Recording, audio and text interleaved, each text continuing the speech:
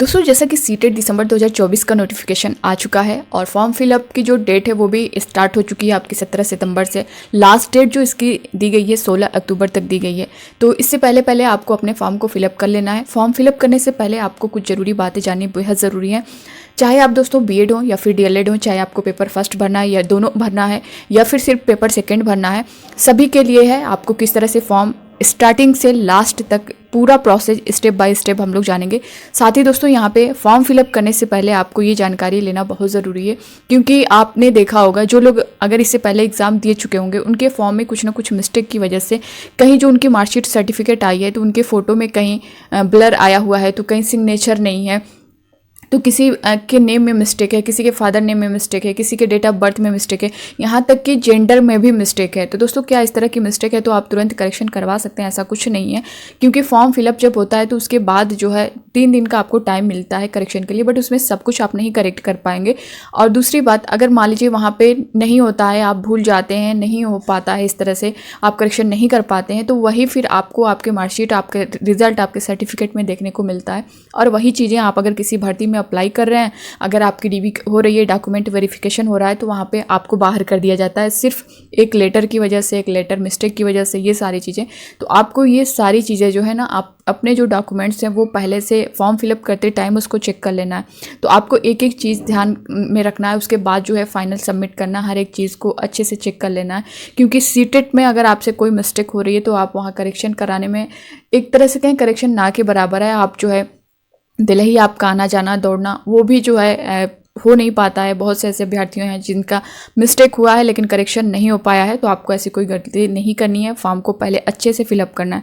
तो यहाँ पे हम लोग सब कुछ शुरू से लास्ट तक देखेंगे, फॉर्म कैसे कैसे फिल करना है, ठीक है। तो आप लोग वीडियो के लास्ट तक बने रहिएगा। दोस्तों नए हो चैनल पर, विजिट मास्टर चैनल को सब्सक्राइब कर लीजिएगा, बेल आइकन को प्रेस कर लीजिएगा, ताकि सीटेट से रिलेटेड या किसी भी शिक्षक भर्ती से रिलेटेड और ऑथेंटिक अपडेट जो है आपको टाइम पर मिलती रहे। सबसे पहले दोस्तों आपको सीटेट की ऑफिशियल वेबसाइट ctet.nic.in पर जाना है। आप स्क्रीन पर देख भी पा रहे होंगे, इस पर जाना है। यहाँ पर जब आप जाएंगे तो यहाँ पे सेंट्रल टीचर एलिजिबिलिटी टेस्ट, यहाँ इसकी वेबसाइट पूरी आपके सामने ओपन हो जाएगी। यहाँ पे देख सकते हैं अप्लाई फॉर सीटेट दिसंबर 2024, यहाँ पे आपको क्लिक कर देना है। अगर यहाँ पे नहीं करेंगे तो यहाँ भी देख सकते हैं, आप जब नीचे स्क्रॉल करेंगे तो अप्लाई फॉर सीटेट दिसंबर 2024 लिखा होगा, यहाँ पर भी आप क्लिक कर सकते हैं। इसके बाद दोस्तों कुछ इस तरह से पेज आपका ओपन होगा। यहाँ पे स्क्रीन पर आप लोग इसे देख पा रहे होंगे। अगर मान लीजिए आपने फॉर्म को जो है रजिस्ट्रेशन कर लिया अपने फॉर्म का, तो फिर आपको ये वाला फिल करना है, यानी online registered candidate sign in. आप देख सकते हैं आपका जो एप्लीकेशन फॉर्म है वो दिया गया, एप्लीकेशन नंबर यहाँ पे डालना है, पासवर्ड आपका डालना है। और हाँ, पासवर्ड आप जो भी डालेंगे उसे नोट कर लीजिएगा कहीं, क्योंकि ये जो है आपके आगे काम आएगा। और मान लीजिए आपका जो प्रोसेस है वो कंप्लीट नहीं हो पा रहा है साइट की वजह से या किसी वजह से कोई इशू है, तो फिर वो आपका पासवर्ड याद रहेगा, तो आप बाद में उसे जो है ओपन कर सकते हैं और फॉर्म को कंप्लीट कर सकते हैं।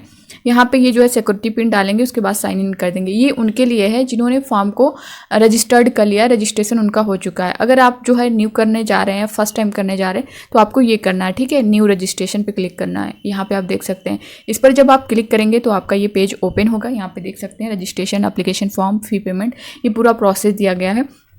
आपकी जो फ़ी है फॉर्म की, फर्स्ट पेपर की अगर देखें तो 1000 है, फर्स्ट और सेकंड। अगर फर्स्ट पेपर या फिर सेकंड पेपर दोनों में से कोई आप एक अप्लाई कर रहे हैं तो आपका 1000 है। अगर दोनों जो है अप्लाई कर रहे हैं तो यहाँ पे आपको 1200 रुपये लगेंगे, ठीक है। वहीं आप जनरल ओबीसी का मैंने बताया, अगर आप SC ST कैटेगरी से हैं, डिफरेंट एबल्ड पर्सन है, तो यहाँ पे आपको 500 पेमेंट करना है पेपर फर्स्ट या पेपर सेकंड के लिए। और अगर जो है दोनों पेपर कर रहे हैं तो 600 100 और एक्स्ट्रा आपका लगेगा, ठीक है। अब यहाँ पे आप जब स्क्रॉल करेंगे नीचे की साइड जाएंगे तो इस तरह से आपको सामने जो है दिखेगा, ये देख पा रहे होंगे। यहाँ पे आपको जो है टिक करना है। स्क्रीन पर दोस्तों नीचे देख पा रहे होंगे जो इंस्ट्रक्शन दिया गया है, उसके नीचे एकदम नीचे देख पा रहे होंगे आई हैव, एक बॉक्स बना है, आई हैव डाउनलोडेड इन्फॉर्मेशन। उस बॉक्स में आपको टिक करना है। टिक जैसे ही करेंगे यहाँ पे आपको जो है यहाँ पे टिक करेंगे तो आपका ये क्लिक हियर टू प्रोसीड जो है यहाँ पे, फिर उसके बाद सबमिट कर देना, ठीक है। फिर आगे जो है आपका इस तरह से पर्सनल डिटेल्स मांगा जाएगा। कैंडिडेट नेम, आपका जो नेम है, father name, mother name, date of birth जो आपका है, gender, identity type, identity number. Identity type में दोस्तों यहाँ पे अभी जब यहाँ पे करेंगे तो इस तरह से होगा। बाकी दोस्तों ये सारी चीज़ें आप बहुत अच्छे से फिल करिएगा, कोई मिस्टेक ना हो, आपके नेम में किसी लेटर में मिस्टेक ना हो, क्योंकि मैं आपसे बार बार कह रही हूँ करेक्शन होने के बहुत कम चांस ना के बराबर रहते हैं सीटेट में। तो अपने नाम को, फादर नेम को, मदर नेम को, डेट ऑफ बर्थ को, जेंडर को, सब कुछ जो है आप बार बार चेक कर लीजिएगा कहीं कोई मिस्टेक तो नहीं है। अब आइडेंटिटी टाइप में आप किस तरह से कर सकते हैं, इस पर जब आप क्लिक करेंगे दोस्तों तो ये आपका voter ID, passport, bank passbook with photograph, ration card with photograph, ये सारी चीज़ें, any other valid government identity with photograph. तो आप आइडेंटिटी टाइप में कुछ भी जो है इसमें से ले सकते हैं। और दोस्तों अगर आपको आधार कार्ड या पैन कार्ड लगाना है तो ये आप लास्ट वाला लगाइएगा, ठीक है। Any other valid government identity with photograph, इस पर आपको क्लिक करना है अगर आप आधार कार्ड और पैन कार्ड यूज़ कर रहे हैं। तो यहाँ पे जब उसको क्लिक करेंगे तो यहाँ पे देख सकते हैं जैसा कि any other valid government identity with photograph. तो अगर आप जो है पैन कार्ड आपने यूज़ कर रहा है तो यहाँ पे inter valid government identity number, उसका जो नंबर है यहाँ पे आपको नोट कर देना है। या फिर अगर आधार कार्ड आप कर रहे हैं तो आधार कार्ड का नंबर यहाँ पे नोट कर देना है, ठीक है। अब उसके बाद कॉन्टैक्ट डिटेल जो है आपका नेम, सब लोकेलिटी और लोकेलिटी, कंट्री, ये सारा आपको कंप्लीट करना है। अगर दोस्तों आप जो है फ्लैट नंबर होगा तो या फिर हाउस नंबर है तो आपको यहाँ पे नोट करना है।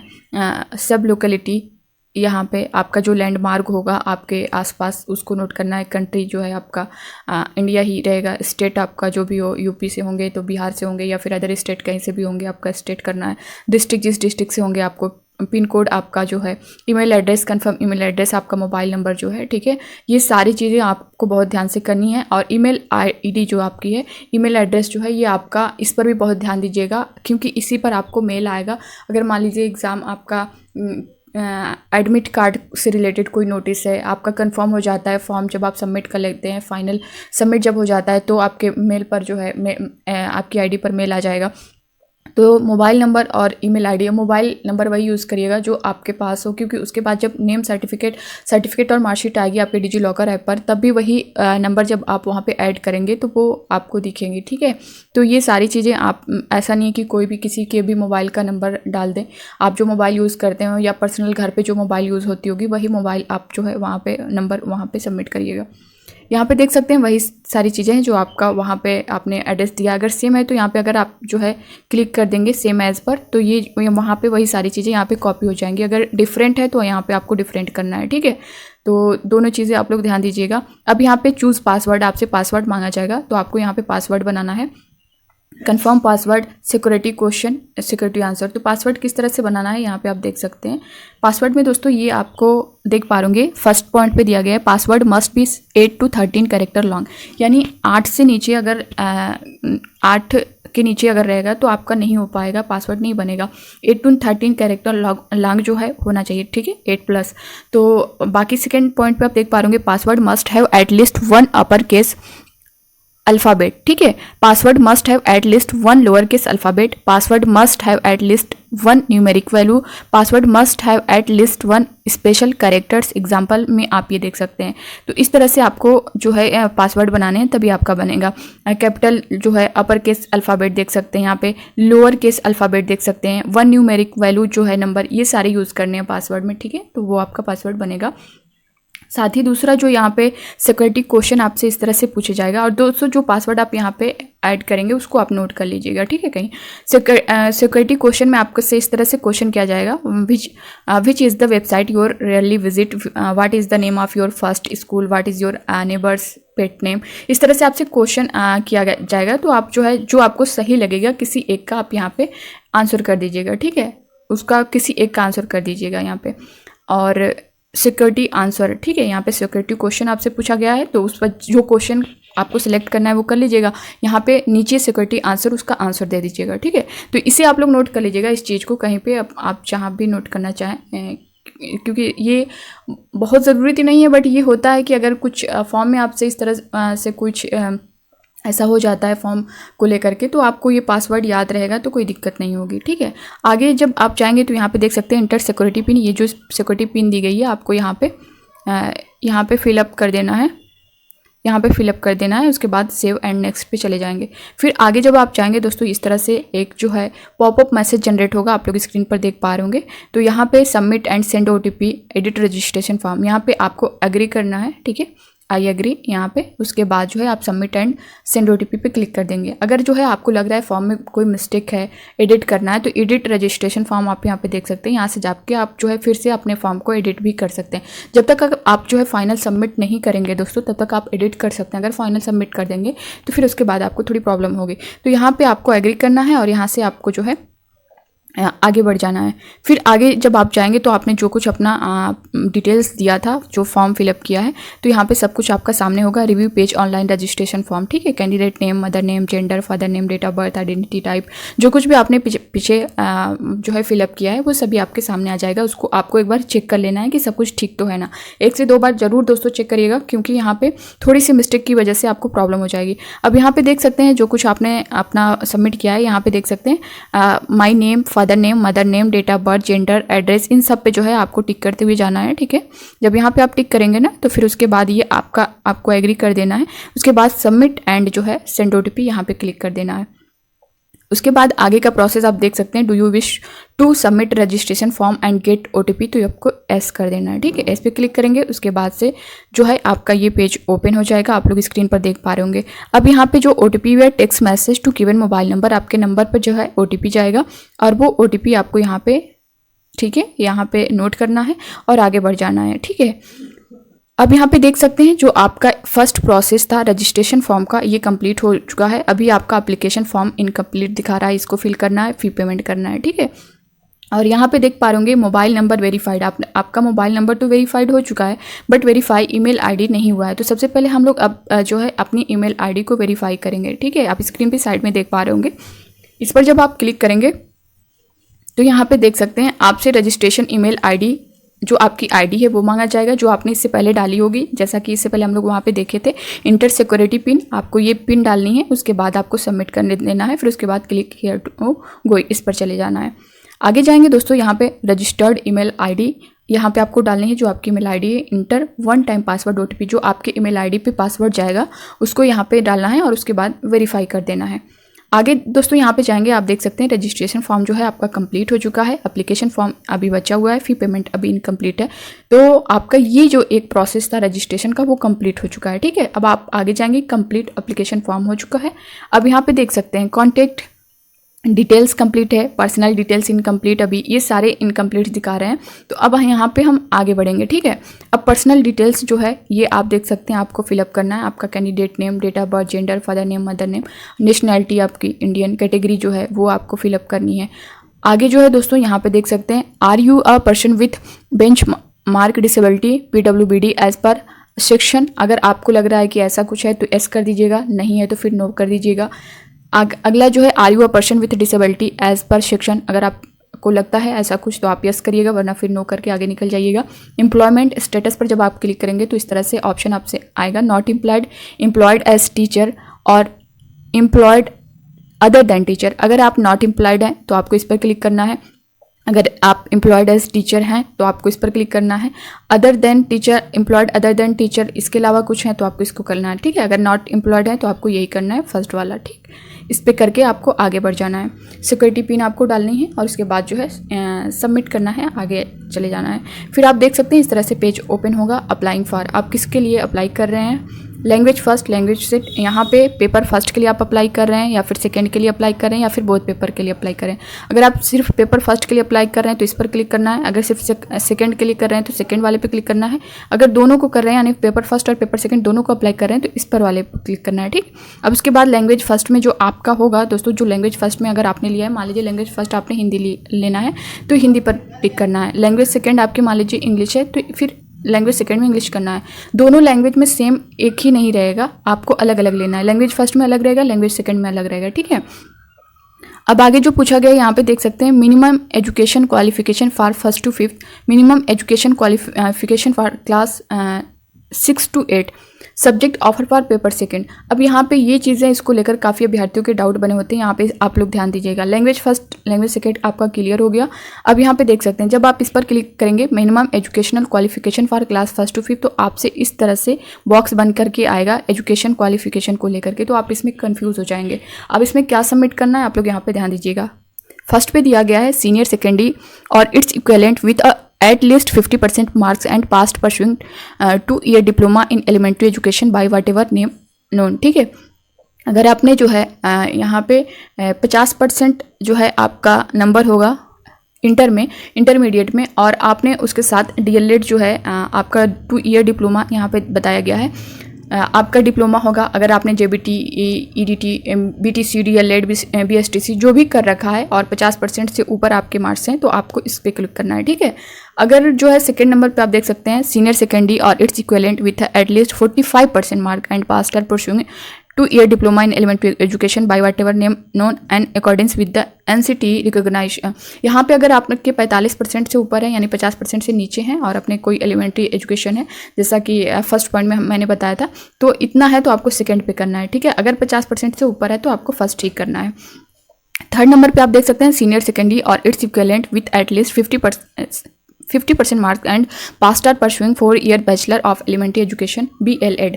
तो BLED अगर आपने कर रखा है 4-year bachelor of elementary education तो आपको थर्ड करना है।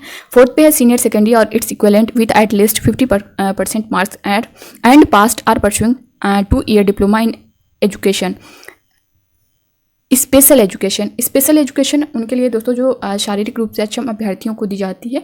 तो आपका ये तो कंप्लीट हो गया। इसमें दोस्तों अब क्या करना है कि अगर आपने DLED कर रखा है, जैसे मान लीजिए आप यूपी के हैं, आपका इंटरमीडिएट 50% से ऊपर है, आपने DLED कर रखा है तो आपको फर्स्ट वाला ही क्लिक करना है। ठीक है, अगर 45% से ऊपर यानी 50% से नीचे आपके मार्क्स हैं तब आपको सेकंड वाला करना है, वरना आपको फर्स्ट ही करना है।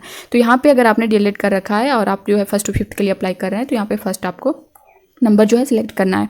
अब ये हो गया आपका 1st to 5th का। ठीक है, अब यहाँ पे 6 to 8 का हम देख लेते हैं। Minimum educational qualification for class 6 to 8 के लिए यहाँ पे आपका फर्स्ट पॉइंट जो दिया गया है वो graduation and past are pursuing of 2nd-year diploma in elementary education by whatever name. तो दोस्तों यहाँ पे भी अगर आप 6 to 8 का अप्लाई कर रहे हैं यानी पेपर सेकेंड के लिए आप अप्लाई कर रहे हैं तो यूपी से हैं, आपका DLED है तो आपको फर्स्ट ही यहाँ पे यानी इसमें भी 1st to 5th में भी फर्स्ट पर ही अप्लाई करना है और सेकंड में भी फर्स्ट पर ही अप्लाई करना है अगर आप यूपी से हैं, क्योंकि ये प्रोसेस जो है जो दिया गया है उसके बारे में बता रही हूँ।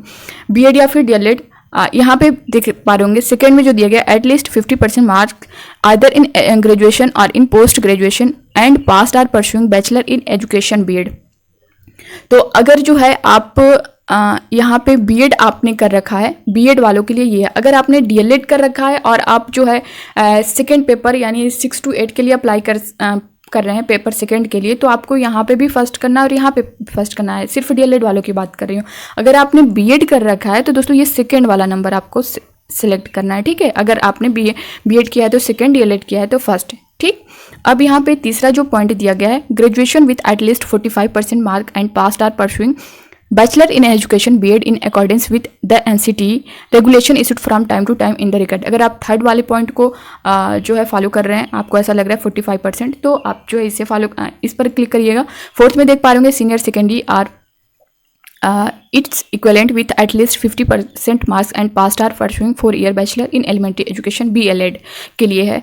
और यहाँ पे 5th पॉइंट पे आप देख सकते हैं, मैं सभी का दिखा रही हूँ बट DLED का जो स्पेशली है मैंने बता दिया है। Senior secondary 50% marks and past are pursuing 4-year BA BSc BEd और BEd BSc ये सारी जो क्वालिफिकेशन है। 6 में देख पा रहे होंगे graduation with at least 50% mark and past are pursuing BEd special education के लिए जो शारीरिक रूप से अक्षम अभ्यर्थियों को दी जाती है वो।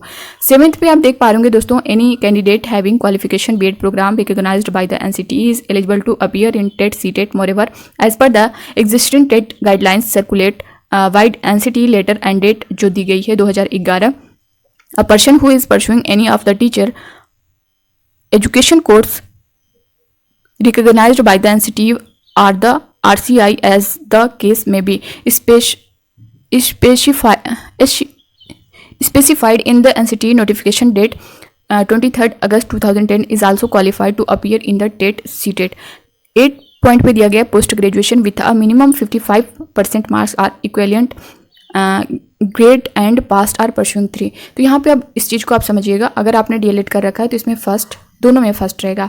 अगर आप BEd किए हैं पेपर सेकंड आप अप्लाई करें तो यहाँ पे सेकंड वाला जो है कोड आप यूज़ करिएगा। ठीक है, ये हो गया। आगे आप देख सकते हैं यहाँ पे आपका डिप्लोमा इन एजुकेशन अगर आपका डीएलएड है तो आप इस पर क्लिक करिएगा, अगर आपका बीएड है तो इस पर क्लिक करिएगा, अगर आपका दोनों है तो दोनों पे क्लिक कर दीजिएगा। आगे यहाँ पे देख सकते हैं, अब आगे जाएंगे तो यहाँ पे देख सकते हैं क्वालिफाइंग एग्ज़ाम। आपको जो 6 to 8 के लिए आपको जो सब्जेक्ट सेलेक्ट करना है वो, अगर आप साइंस से आपका बैकग्राउंड हो तो आपको मैथ एंड साइंस, जैसे बीएससी वाले हैं ये लोग जो है आपको साइंस ही सिलेक्ट करना है, मैथ एंड साइंस। जो आर्ट वाले हैं जैसे बीए आपका है तो आपको सोशल साइंस यहाँ पे सिलेक्ट करना है, ठीक है। अब आगे दोस्तों एग्ज़ाम सिटी से रिलेटेड आपका जो है यहाँ पे देख सकते हैं exam state city first choice, ठीक है। और ये दोस्तों जो आपका है ना subject offered for paper second के लिए, तो ये आप समझ लीजिएगा इस चीज़ को। अगर आप आर्ट्स से हैं तो आपका एसएसटी रहेगा, बाकी अगर आप साइंस बैकग्राउंड आपका ग्रेजुएशन में होगा तो आप मैथ और साइंस से होंगे। ये कॉम्बिनेशन बहुत ज़रूरी है क्योंकि आने वाले एग्जाम्स में आपका मैच होता है कि आपने सीटेट किस सब्जेक्ट से दिया है, आपका ग्रेजुएशन किससे था, तो आपका ग्रेजुएशन जिससे होगा उससे मैच करता होगा वही आप जो है यहाँ पर सेलेक्ट करिएगा, वरना फिर आपके लिए आगे थोड़ा मुश्किल हो जाएगी, सब्जेक्ट कॉम्बिनेशन नहीं बैठेगा तो आपके लिए प्रॉब्लम होगी। यहाँ पे देख सकते हैं अब यहाँ पे एग्ज़ाम स्टेट और आपको सिटी, 4 आपको एग्ज़ाम स्टेट और सिटी सेलेक्ट करना है। आपको दोस्तों यहाँ पे कोई भी आप एग्ज़ाम जहाँ जो आपके आसपास हो, यहाँ पे एग्ज़ाम स्टेट्स मान लीजिए दिल्ली है तो एग्ज़ाम जो सिटी है यहाँ पे दिल्ली देख सकते हैं, हरियाणा फरीदाबाद हरियाणा, ये फॉर एग्ज़ाम्पल है आपके लिए। आप जिस स्टेट से होंगे, मान लीजिए यूपी से हैं आप, अब यूपी में आपको सिटी सिलेक्ट करनी है, ये चारों में भी आप यूपी कर सकते हैं, ये चारों में भी आप यूपी कर सकते हैं।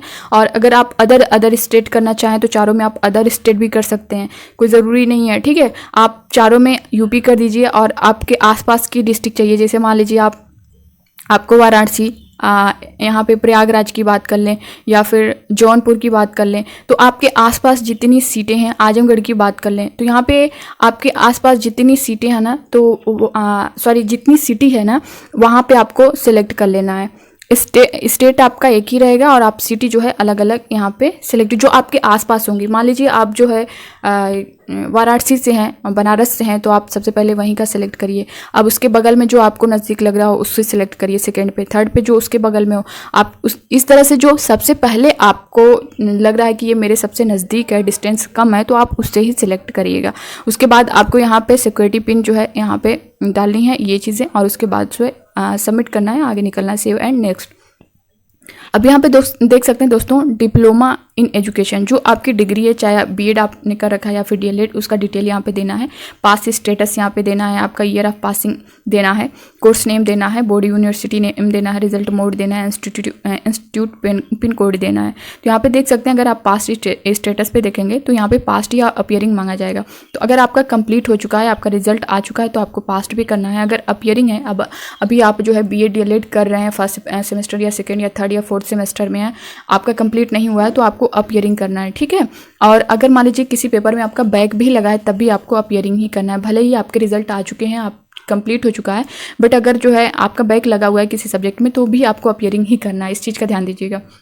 ईयर ऑफ पासिंग यहाँ पे करना है। अब देख सकते हैं जिस ईयर में आपका पासिंग होगा, जैसे जब आपने एडमिशन लिया वो ईयर नहीं लगेगा, जिस ईयर में आपने पास किया है आपका जो रिजल्ट आया वो आपको डालना होगा, ठीक है। अब यहाँ पे कोर्स नेम देख सकते हैं, education, elementary education, board, university, institute name में दोस्तों अगर आपको नहीं मिल रहा है, क्योंकि हर किसी का नहीं मिलता है, अगर नहीं मिल रहा है तो आपको अगर एकदम जस्ट नीचे जाएंगे सबसे लास्ट में आपको अदर्स का ऑप्शन होगा तो आप अदर्स पे कर दीजिएगा, इससे कोई बहुत ज़्यादा इशू नहीं होने वाला है। यहाँ पे देख सकते हैं रिजल्ट मोड आपका जो है सब्जेक्ट सेलेक्ट परसेंटेज में देना है, ये कैसे, इंस्टीट्यूट पिन कोड, तो आपको परसेंटेज में अगर देंगे तो ये परसेंटेज में ही आपका दिखाएगा, टोटल मार्क्स आपके जो हैं बाकी जितने हैं ये परसेंटेज में आपका ऑटोमेटिक ले लेगा। अब यहाँ पे आपका जो है इंस्टीट्यूट पिन कोड जो है आपके इंस्टीट्यूट का वो डालना है और सिक्योरिटी पिन डालना है, उसके बाद नेक्स्ट पे आपको चले जाना है। अब यहाँ पे दोस्तों जो अगला प्रोसेस है आपका फ़ोटो अपलोड करने का है। यहाँ पे देख सकते हैं फोटोग्राफ और सिग्नेचर, ये इसको ध्यान दीजिएगा, ये जेपीजी फॉर्म में होना चाहिए।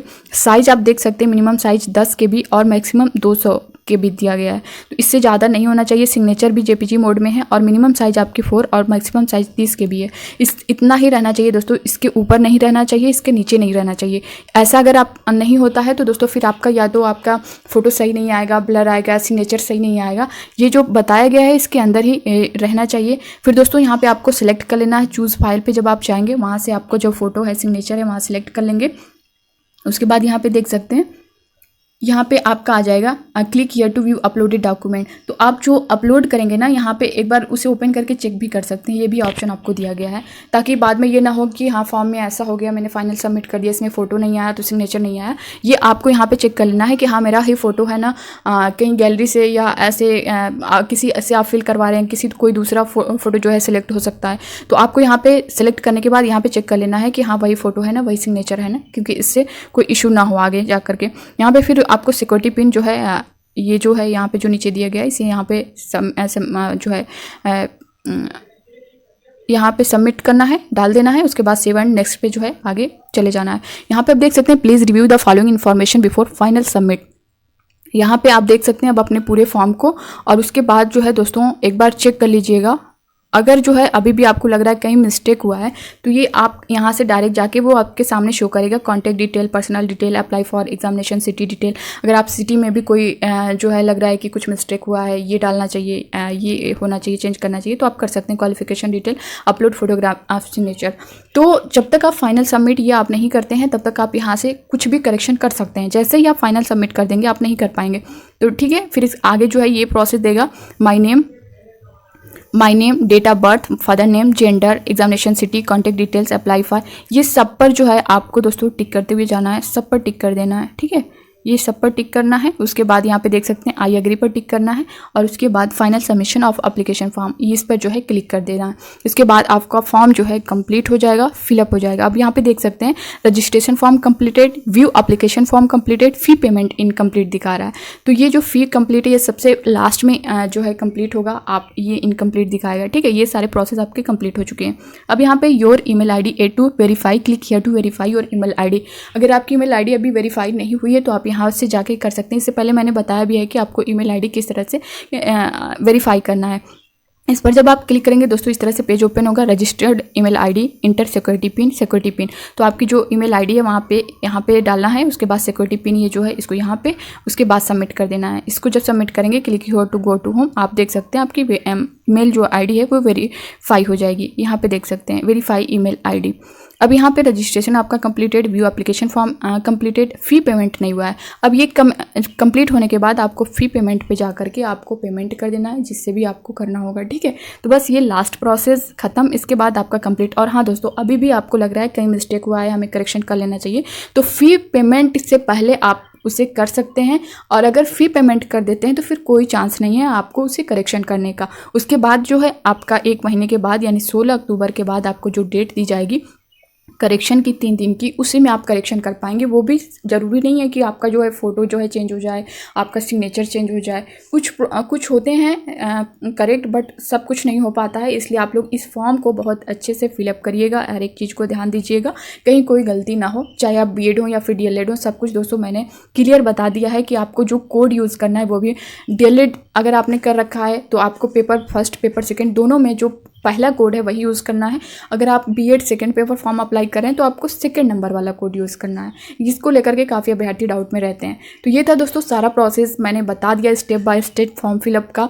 बाकी दोस्तों अब ये वीडियो आपके लिए ज़रा भी हेल्पफुल लगा होगा तो आप जो है लाइक कर दीजिएगा, और प्लीज़ रिक्वेस्ट है सब्सक्राइब जरूर कर लीजिएगा और ज़्यादा से ज़्यादा लोगों तक शेयर करिएगा।